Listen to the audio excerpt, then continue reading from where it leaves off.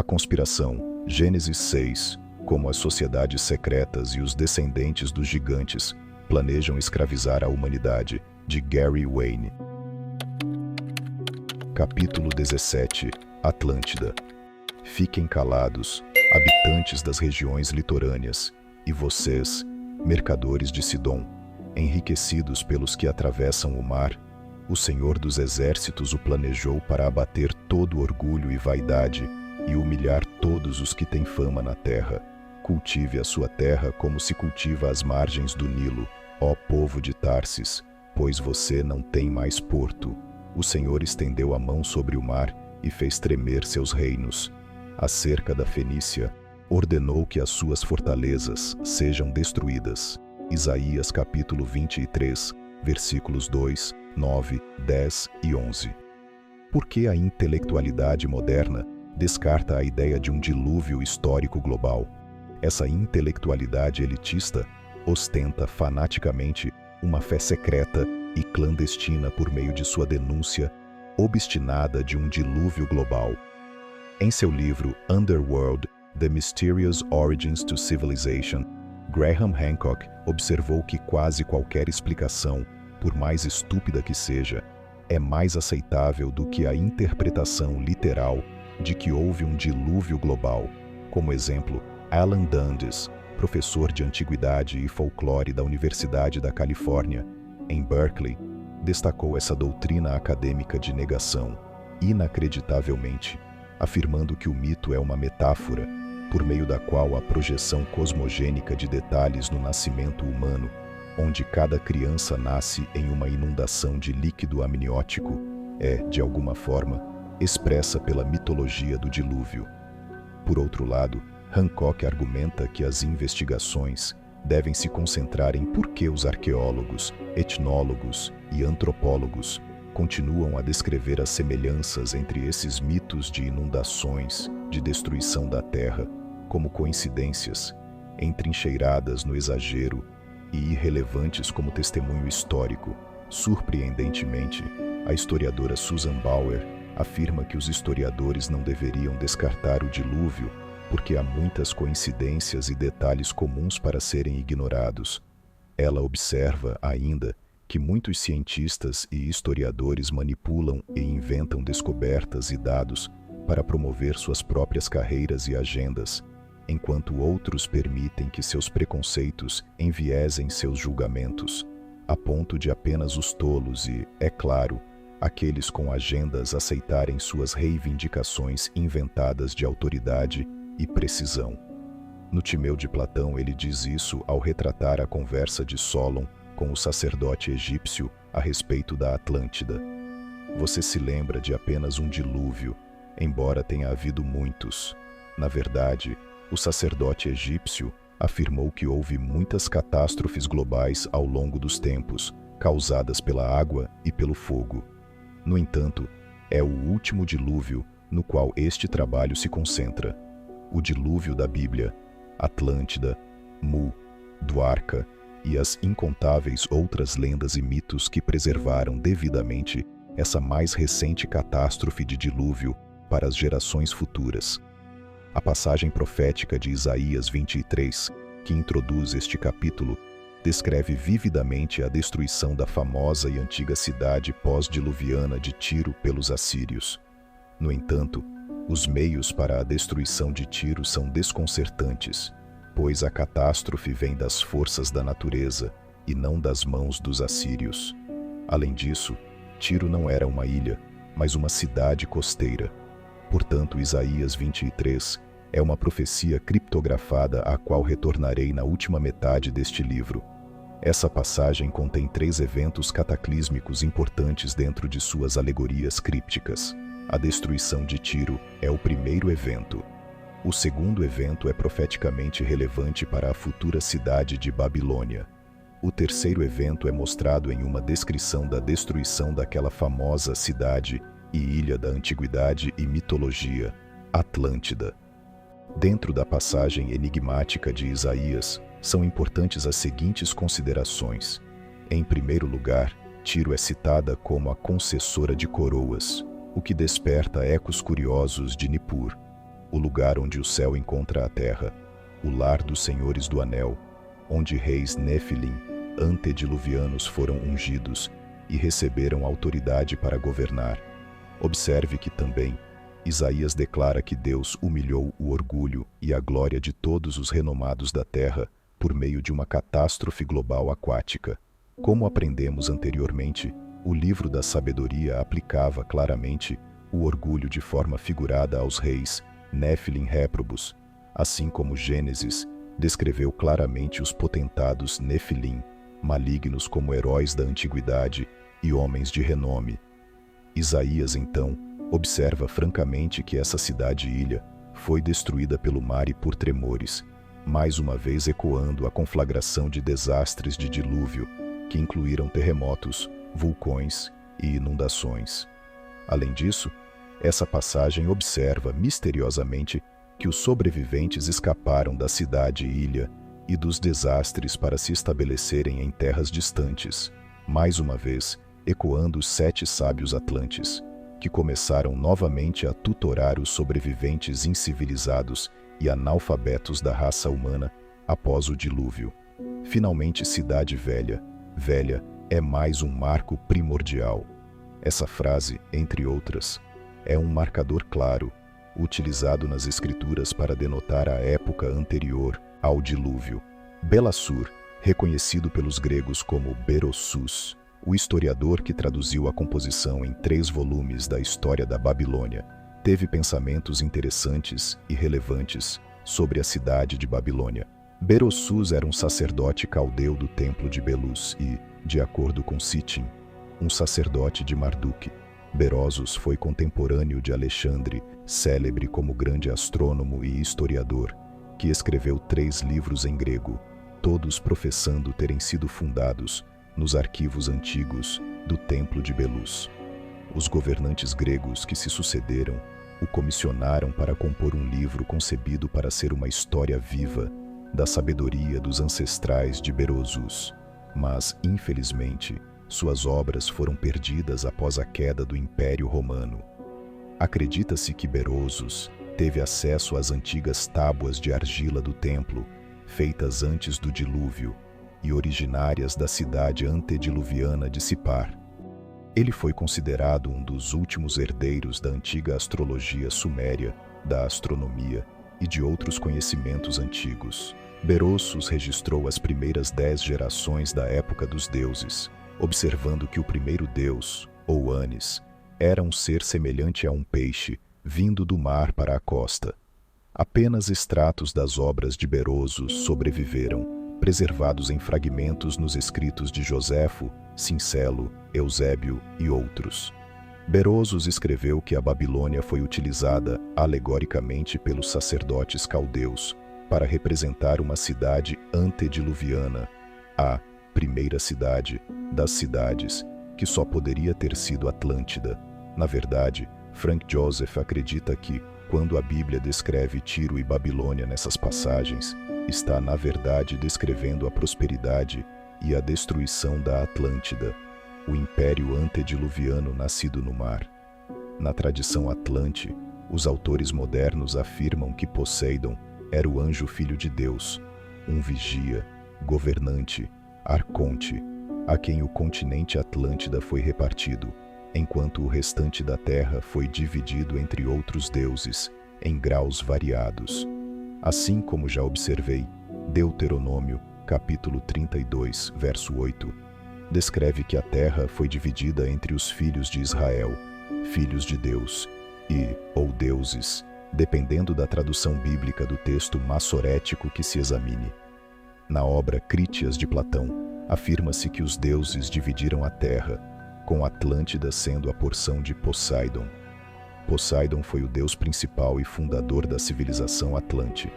Os deuses, observadores herdeiros então, construíram templos em suas terras para adoração e sacrifícios rituais, como centros de culto. Na Atlântida, Poseidon construiu seu grande templo para seu culto ao touro, em sua capital, no extremo sul do continente. Os deuses da herança atlante eram conhecidos como intermediários entre o homem e o caos, sendo também identificados como observadores, arcontes e anjos serafins. Poseidon, então, se apaixonou por uma mulher da raça humana chamada Cleito. A lenda também diz que ele havia dormido com muitas outras, filhas dos homens, produzindo descendentes por meio de violações ilícitas contra as leis da criação. Cleito era filha de Evenor e Leucipe, ambos nascidos na terra, mas que não por coincidência viviam no interior de uma montanha, enquanto outras tradições citam Cleito como uma simples órfã humana. Todos os filhos de Poseidon e das filhas dos homens se tornaram gigantes e semideuses, conhecidos como Nefilim. A progenie feminina de Poseidon também foi registrada como casando-se e produzindo mais descendentes, Nefilim, por meio de relacionamentos com heróis renomados e deuses da antiguidade. Esses descendentes se tornaram os primeiros ancestrais da maior parte da raça humana antediluviana. Mais uma vez, isso soa familiar? Poseidon concebeu 5 famosos pares de gêmeos, dos quais Atlas era o mais velho e o líder. Atlas foi o primeiro rei, nomeado por Poseidon. Outras lendas nomeiam Cleito como Climene e Poseidon como Japetus e Apetus, os titãs pais do gigante Atlas. Atlas, como você pode imaginar, foi descrito na mitologia grega como um gigante enorme que fundou a Atlântida e, então, reinou sobre ela. Ele também era o famoso pai das infames 7 irmãs, as Pleiades, às quais o dilúvio está inextricavelmente ligado nas lendas mundiais. A maioria das lendas concorda que a descendência de Cleito e Poseidon produziu a dinastia real e a linhagem da Atlântida, os infames gêmeos gigantes. Os 5 pares de gêmeos Nefilim de Poseidon eram os famosos 10 reis da Atlântida, Atlas e Gadeiros, Anferes e Evaemon, Mneseus e Autócton, Elassipos e Mestor, Asais e Diaprepes. Eles reinaram com poder absoluto sobre o Império Atlante. De acordo com o escritor da Atlântida, Charles Berlitz, ela foi subdividida em 10 regiões distintas, conhecidas como o leme do governo mundial antediluviano. Cada rei ostentava uma coroa de carneiro macho como sinal de seu poder, e suas esposas exibiam tiaras semelhantes. Chifres de carneiro eram considerados objetos de adorno real e guerreiro, geralmente presos a capacetes de modo semelhante aos capacetes vikings. O rei merovingio Clovis usava cocares semelhantes. O culto a Poseidon, misticismo enoquiano, celebrava o sacrifício de touros em seu templo sagrado, derramando o sangue sobre a inscrição de seu juramento, gravada em um pilar. Este foi o culto antediluviano original do touro dos gigantes, que mais tarde atravessaria a catástrofe do dilúvio e floresceria por milênios na era pós-diluviana. Os governantes atlantes reafirmavam seus juramentos coletivos de lealdade à sua lei durante esse ritual, selando a aliança com o consumo do sangue de touro, misturado ao vinho de um cálice. O touro era o animal sagrado de Poseidon e estava presente em todos os rituais sagrados. A época da Atlântida caiu na era astrológica de Touro, de 4500 a.C. a 2300 a.C., que tinha significados místicos significativos. Atlas era considerado o fundador da astrologia Atlante, e Atlântida estava impregnada de misticismo. Beber sangue era uma abominação Nefilim, como já comentamos. Os rituais de beber sangue estavam ligados ao mito da criação Nefilim. Os atlantes canalizavam o dragão sagrado para obter sangue, usando-o para cura e imortalidade sob a famosa árvore da vida. Atlantes humanos nativos, provavelmente cainitas, são lembrados como astrólogos e filósofos sábios, barbudos e de cabelos longos, remetendo a feiticeiros como Merlin, das lendas arturianas, e aos magos de O Senhor dos Anéis. Atlântida estava completamente imersa em todas as formas de misticismo. Toda a sua orientação visava ao fortalecimento por meio das artes místicas.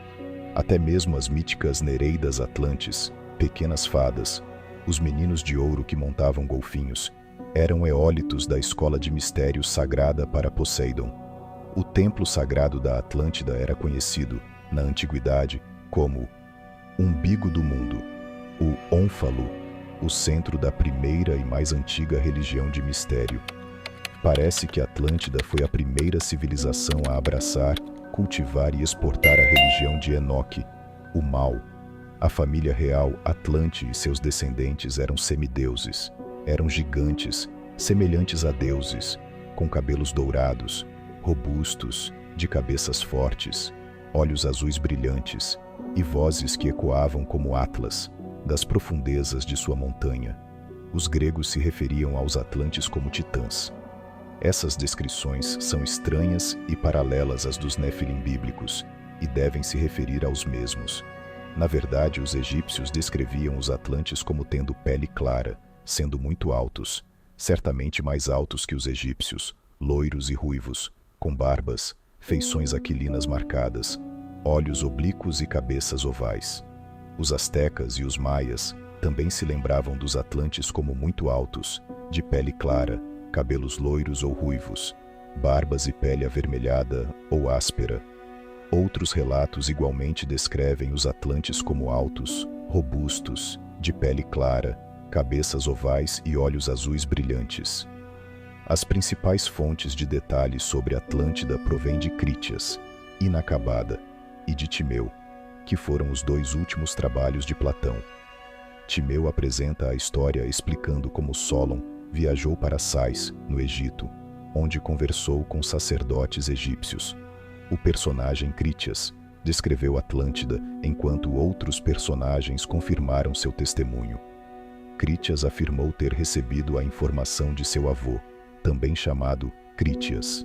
Este era avô de Platão, que recebeu a história de Solon, estadista e legislador ateniense. Os personagens de ambas as composições atestam a autenticidade da Atlântida como fato. Timeu, que também é um personagem de Lócris, afirmou ainda que o relato atlante era verdadeiro e não uma fábula.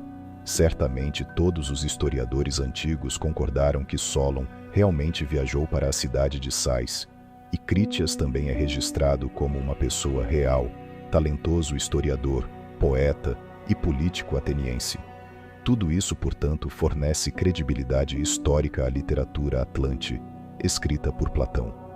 O aluno de Platão, Crantor, adotou as narrativas atlantes como história factual e compôs muitos comentários testemunhando isso.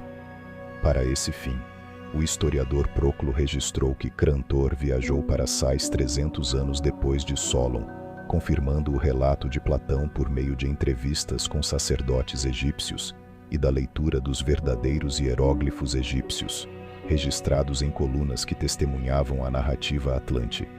Pseudo-Aristóteles também escreveu sobre Atlântida em sua obra Marvelous Things Heard, enquanto o historiador grego Marcellus baseou-se em fontes antigas não nomeadas quando descreveu as 7 ilhas de Atlântida localizadas no Oceano Atlântico, uma delas especificamente dedicada a Poseidon. Outros historiadores antigos fizeram referências à Atlântida em suas obras: Diodoro, Plínio, Plutarco, Posidônio e Estrabão. As narrativas atlantes foram posteriormente transmitidas a estudiosos medievais por meio de geógrafos árabes. Platão 427 a 347 a.C., nasceu Aristócles, filho de Ariston, em Atenas, o último dos reis de Atenas, enquanto sua mãe descendia da linhagem de Solon. Sócrates foi mentor de Platão até sua execução. Platão então fugiu para Mégara para estudar com seu amigo Euclides, famoso pelas lendas da arte. Mais tarde, Platão permaneceu na Itália, Sicília, África e Egito, onde estabeleceu laços estreitos com escolas e círculos místicos órficos e pitagóricos, fortemente inspirados no misticismo egípcio.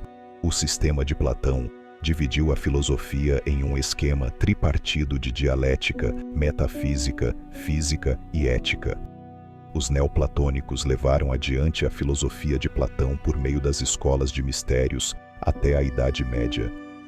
O neoplatonismo era principalmente uma filosofia metafísica com ênfase teológica voltada para o misticismo. Foi uma síntese de pitagorismo, platonismo, aristotelismo e estoicismo que mais tarde incorporou elementos religiosos judaicos e orientalistas. Voltando à discussão sobre Atlântida, o Império Atlante se espalhou por todo o mundo. Era composto por 10 reis e reinos separados, mais aliados, governados pelos 10 descendentes titãs de Poseidon e Cleito. Platão descreveu Atlântida em Critias como um poderoso império guerreiro e conquistador, composto por um sistema de alianças com outros reinos. No auge, Atlântida reinou sobre o noroeste da África, incluindo a Líbia e o Egito modernos, e o sudoeste da Europa até a Itália, de acordo com a Enciclopédia Americana e conforme citado em Timeu. Segundo Frank Joseph, o poderoso império era composto por Azais, no Yucatán, Musaels na parte norte da América do Sul, Amferes, em ilhas ao norte e oeste de Portugal, Diaprépes, em ilhas ao largo da costa noroeste da África, Autóctone, no norte da África, logo a oeste do Egito, no atual Marrocos, Elasopos e Gadiciros, ambos na costa oeste portuguesa, Euemon, na Irlanda, e na terra de Tuatha Dé Danann, Mestor, na Inglaterra, e, claro, Atlas, onde Platão descreveu Atlântida como a principal cidade deste vasto império. Sabedoria e moderação dominaram por muitos séculos sob seu governo. Em Critias, Platão descreveu os atlantes como grandes engenheiros e arquitetos. Os 10 potentados atlantes reinaram de forma judiciosa, enquanto o espírito divino permanecia dentro deles, mas, à medida que o espírito divino imortal começou a enfraquecer, o mesmo ocorreu com seu reinado justo. Para essa conclusão, Hércules e Teseu, de acordo com Plutarco, eram arquétipos da sabedoria titânica e do governo justo, pois Hércules lutou pela excelência divina por meio de sua perpétua perseverança, coroada de vitórias, o que demonstrou o triunfo de sua natureza divina sobre a terrena. Teseu foi descrito como não apenas possuidor de grande força corporal, mas igual bravura e rapidez, e uma força de compreensão. Mas, de acordo com Platão, os atlantes caíram de seu status divino, devido ao acasalamento excessivo com humanos. Esse relato ecoa Gênesis 6, onde Deus removeu o espírito ilegal e imortal da posteridade dos Néfilim, adquirida por meio da reprodução sexual com anjos caídos. Também lembra o livro de Enoque, onde os gigantes se tornaram carniceiros de guerra porque sabiam que seus corpos físicos estavam morrendo, embora seu espírito imortal não. Eles tinham consciência de que seu destino seria vagar pela terra, sem forma física após a morte, como demônios. Portanto, os semideuses da Atlântida decidiram descarregar sua ira nas maçãs do pomar de Deus, o fruto de Adão. Os titãs se rebelaram contra a ordem da criação, fazendo guerra contra os deuses e contra a humanidade. O desaparecimento da natureza divina foi atribuído à diluição das linhagens de semideuses por meio do casamento entre mortais, fazendo com que a natureza humana prevalecesse sobre a divina. Inácio Donnelly descreve essa deterioração do espírito da seguinte maneira: embora ainda parecessem divinos, sua natureza se tornou cheia de injustiça e avareza. Plutarco descreveu a evolução para o mal. Aquela idade produziu uma espécie de homens em força de mão, rapidez de pé e força de corpo, superando o ritmo normal e totalmente incapaz de fadiga, fazendo uso, no entanto, dos dons da natureza para nenhum propósito bom ou lucrativo para a humanidade, mas regozijando-se e orgulhando-se da insolência, tirando proveito de sua força superior em exercícios de desumanidade e crueldade, e em agarrar, forçar e cometer todos os tipos de ultrajes, levando a humanidade a um estado deplorável.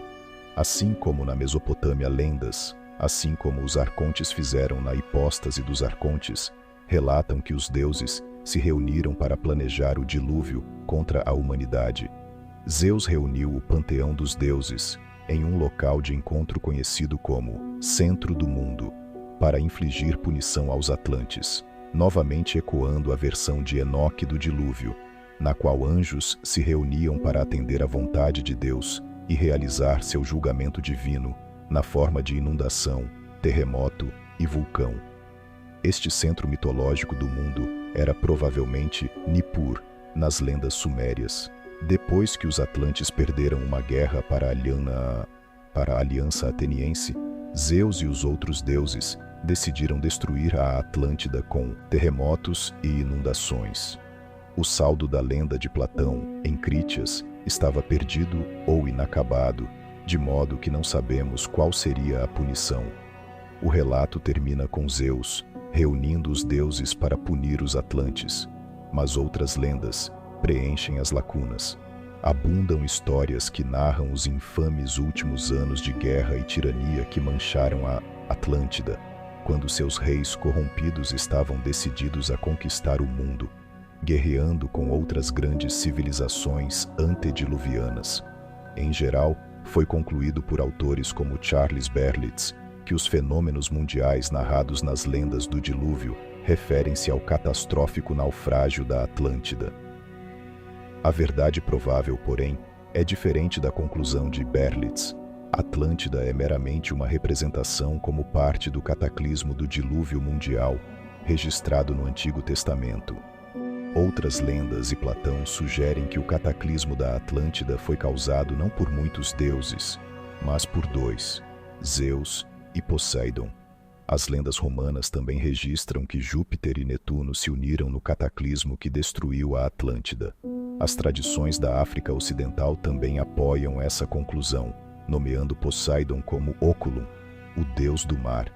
Lendas bíblicas, gnósticas e mesopotâmicas, como você deve se lembrar, retratam Deus, Yaldabaoth, Enlil, reunindo os anjos, deuses para trabalhar em conjunto na realização do cataclismo.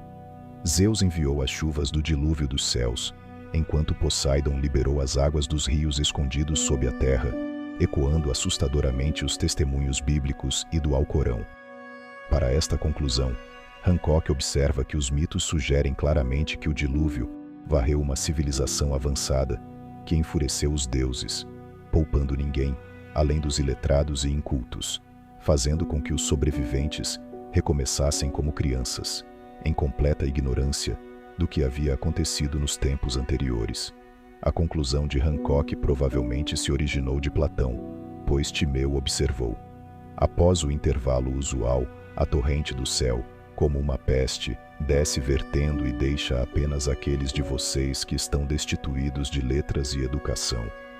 Então vocês têm que começar de novo como crianças, e não sabem nada do que aconteceu nos tempos antigos. A noção de que os sobreviventes eram analfabetos e ignorantes da época antediluviana reflete a ideia de uma segunda chance para a humanidade, subjacente à narrativa de Noé, na qual as pessoas estão livres das 7 ciências espúrias. Essas histórias aparecem na Índia Védica, nas Américas pré-colombianas e no Antigo Egito. Foram preservadas pelos sumérios, babilônios, gregos, árabes e judeus. Histórias semelhantes se repetiram na China, no sudeste da Ásia, no norte pré-histórico da Europa e em todo o Pacífico. Quase universalmente, onde tradições muito antigas foram preservadas, mesmo entre povos das montanhas e nômades do deserto, há descrições vívidas de inundações globais, nas quais a maior parte da humanidade pereceu. Por todos esses vários relatos, parece que Deus e outro anjo muito poderoso foram o epicentro do cataclismo. Da mesma forma, as lendas gnósticas, mesopotâmicas e judaicas concordam com as lendas atlantes que descrevem este cataclismo mundial antediluviano como algo maior que o dilúvio registrado no Gênesis, incluindo terremotos, erupções vulcânicas, tornados e furacões. Novamente, uma reminiscência de Isaías 23. Em apoio a isso, o herói mítico grego Phaeton, filho ilegítimo do deus do sol Hélios, que dirigia sua carruagem solar pelos céus, está intrinsecamente entrelaçado no tecido das lendas de destruição da Atlântida. Fáeton era filho do deus do sol Apolo, registrado em Timeu, e aparentemente conduziu sua carruagem de fogo até o oceano, o que desencadeou o cataclismo do dilúvio. Ele perdeu o controle da carruagem e voou muito perto da terra. Zeus então o matou com um raio. O sacerdote egípcio em Timeu observou que a lenda de Fáeton refletia catástrofes que ocorriam em longos intervalos predeterminados e eram causadas por corpos celestes. Fáeton foi descrito por Ovídio em suas histórias sobre a mitologia grega e romana. Numerosas lendas afirmam de forma quase unânime que a centelha do cataclismo do dilúvio veio do céu na forma de um meteorito, asteroide ou outra poderosa influência externa. Vale lembrar que cataclismo tem sua raiz em uma palavra grega que significa dilúvio, enquanto desastre deriva de uma palavra grega que significa estrela do mal, sugerindo que o dilúvio foi desencadeado por uma estrela, deus maligno, asteroide ou meteorito que caiu no oceano. A epopeia de Gilgamesh documentou a liberação das represas subterrâneas, enquanto os 7 juízes do inferno iluminaram a terra com suas tochas. O dia tornou-se noite, e a terra se quebrou como uma xícara, enquanto as águas se derramavam sobre as pessoas como marés em batalha. O poeta grego do século V, Nonos, escreveu que Zeus lançou uma conflagração mundial contra os reis titãs, novamente sugerindo algum tipo de asteroide. De forma semelhante, o deus nórdico Eda lançou estrelas do céu no oceano, causando o cataclismo mundial. A lenda maia Tilambalam registrou o dilúvio como sendo desencadeado por grandes massas de fumaça que caíram do céu nos oceanos. Lendas da Índia narraram Brahma lançando projéteis celestes nos mares para destruir o gigante Asuras Daitya, assim como o zoroastriano Zend-Avesta registrou a queda da estrela de 3 cabeças, que fez os oceanos ferverem. Outras lendas também falam sobre a estrela do mal que caiu no mar, trazendo ainda mais detalhes. Muitas dessas narrativas parecem envolver alegorias ligadas à constelação das 7 irmãs, as Pleiades. Na lenda, essas 7 irmãs eram conhecidas como Atlântidas, filhas de Atlas, antes de serem elevadas ao céu e à imortalidade. As lendas maias lembram de forma curiosa os sobreviventes do dilúvio, ascendendo ao céu como as Pleiades. Ao longo das lendas gregas, conta-se que 2 das estrelas das Pleiades foram removidas e enviadas à Terra para destruir o mundo.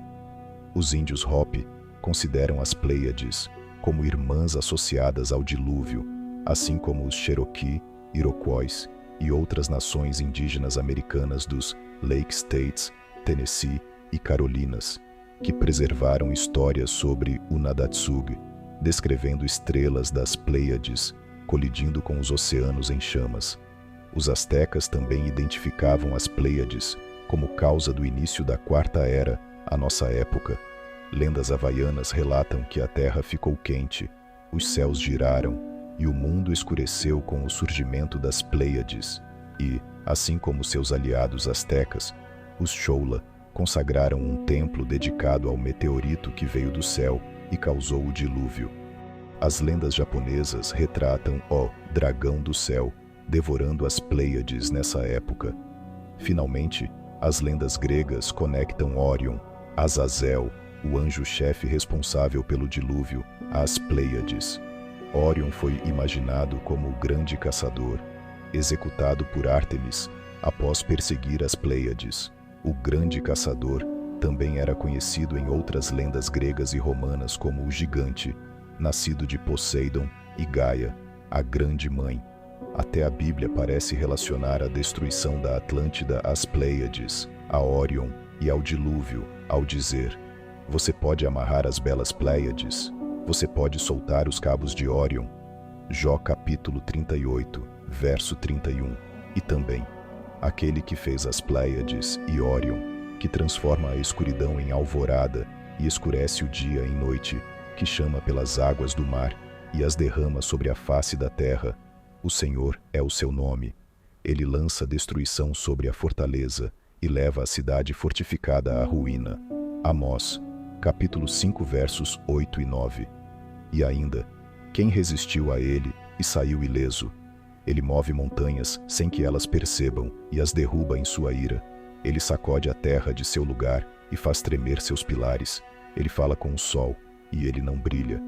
Ele sela a luz das estrelas. Ele sozinho estende os céus e pisa nas ondas do mar. Ele é o criador do Urso e de Órion, das Pleiades e das constelações do sul. Jó 9:9. Essas passagens parecem se referir a uma conflagração de catástrofes e inundações registrada em outras lendas, bem como a destruição da Atlântida, conectando-as de alguma forma às constelações das Pleiades e de Órion. Nesse sentido, alguns sugerem que uma passagem dos Salmos foi escrita como testemunho da estrela que caiu no oceano e desencadeou o dilúvio. A terra tremeu e estremeceu, e as fundações das montanhas tremeram.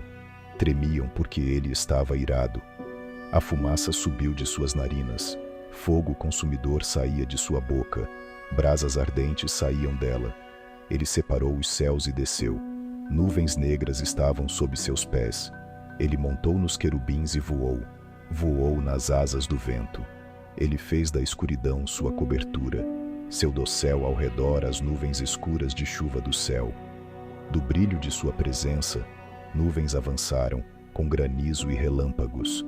O Senhor trovejou dos céus, a voz do Altíssimo ressoou. Ele atirou suas flechas e dispersou os inimigos, grandes relâmpagos, e os derrotou. Os vales do mar foram expostos, e os fundamentos da terra descobertos à tua repreensão, ó Senhor, com o sopro de tuas narinas. Ele se abaixou do alto e me segurou. Tirou-me das águas profundas. Salmo 18, versículos 7 a 16. Mesmo que a Atlântida tenha caído em corrupção e violência antes de ser destruída, ainda é lembrada como uma civilização mitológica avançada em conhecimento e tecnologia, tão avançada que as artes essenciais da civilização, as 7 ciências espúrias, foram atribuídas à sua origem, transmitida ao Egito. Deve-se notar que, no grego antigo, as palavras artes e tecnologias eram intercambiáveis.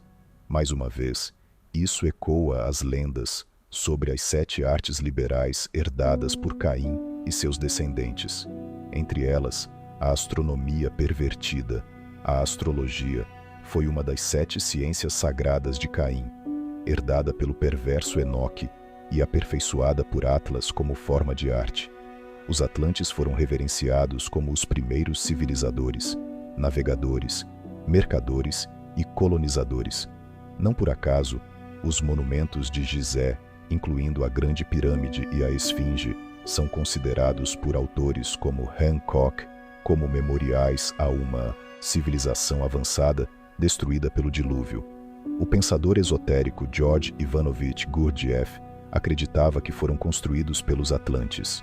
Novamente, isso reforça registros bíblicos e maçônicos que descrevem uma civilização avançada que enlouqueceu com o conhecimento e o poder. A era da Atlântida foi chamada na mitologia egípcia de Primeira Vez, Zep-Tepi.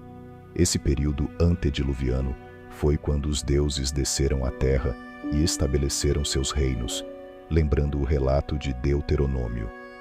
Foi a época de deuses famosos do panteão egípcio, como Thoth, Hermes, Osíris, Ísis e Horus. Os gregos também registraram a Idade de Ouro como um tempo em que os humanos conversavam diretamente com os deuses. As mulheres mortais tinham filhos com eles, e não havia tristeza, trabalho forçado ou escassez de alimento. Muitas lendas gregas afirmam que os ancestrais helênicos descendiam dos Ofitas, o povo serpente do mar ocidental, isto é, os Atlantes. Os gregos também registraram que a Etiópia antiga correspondia à costa do norte da África, parte do Império Atlante, mudando apenas após a ascensão do Império Marroquino da Mauretânia. Etiópia foi originalmente traduzido do grego como At-Iops, a montanha das serpentes.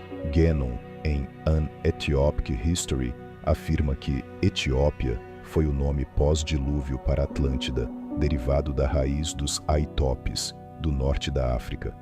Os gregos acreditavam que Atlântida vinha de seu primeiro rei, Atlas, e da montanha de Atlas. Assim, Platão registrou Atlânticos Nesos, a ilha do Atlântico. Tudo isso reforça a ideia de que o Império da Atlântida estava localizado ao norte e a oeste do norte da África. Fim da leitura de hoje. E não se esqueça de curtir, compartilhar e se inscrever no canal. Até semana que vem.